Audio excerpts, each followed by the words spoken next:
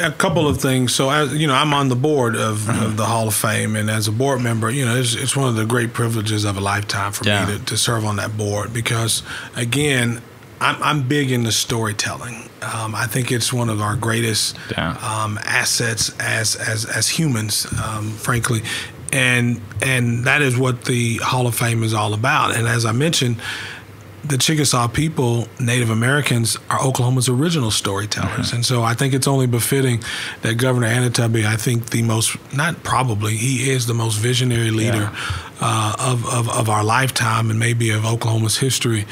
You know, the fact that he sees that vision and the importance of storytelling and continuing that mission, I see a lot of irony in that he would see that vision, but it's of no surprise to me. And so telling that story, knowing who you are, you know, I remember reading a book, one of my favorite reads during college was the autobiography of Frederick Douglass. And Frederick Douglass, he spends a lot of time fascinated, in the beginning particularly, about the difference between being born free and being born a slave. And he says the biggest difference between being a man who's born free and a man born a slave is a person who's born a slave doesn't know where they came from. They don't know their history. They don't, and as a result, they don't have anything that they have to live up to. He said, when you're born free, you have a heritage, you have a link, you have something either to live up to, or some things that you want to change about your destiny.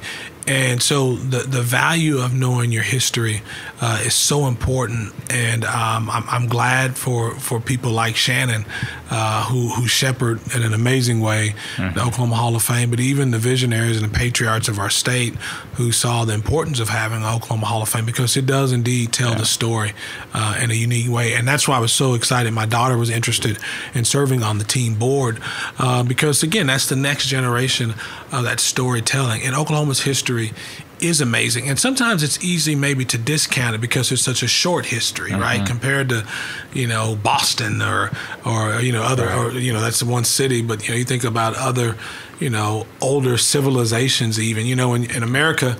In Oklahoma, if it's 100 years old, it's ancient. It's pretty ancient, right?